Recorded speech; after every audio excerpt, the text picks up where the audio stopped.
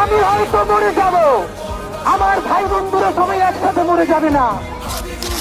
সবার আগে আঘাত আমার উপরে আসতে হবে। সবাই নামাই আমি পালাবো, সেই ছিল ওসমান হাদি না। আমাদেরকে গুলি করে রাখ পর্যন্ত কোনো কিছুতে আমাদের গায়ে লাগে, যতক্ষণ না পর্যন্ত বুকে বা মাথায় গুলি চলবে ততক্ষণ পর্যন্ত আমরা কোনো স্ট্রাগল মনে করবো। এই ওসমান হাদি এবং তার ভাই বোনেরা আল্লাহ ছাড়া এই জমিনের নিচে আর কাউকে ভয় পায় না।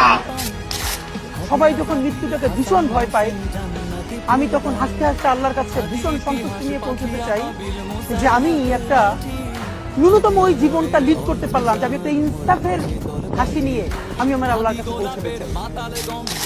আমরা যদি শহীদ হয়ে যাই, আমাদের সন্তানেরা লড়বে, তার সন্তানেরা লড়বে, কিয়ামত পর্যন্ত বাংলাদেশ নামক জমিন যতদিন বেঁচে থাকবে ততদিন পর্যন্ত আজাদির সন্তানেরা লড়াই করবেই করবে।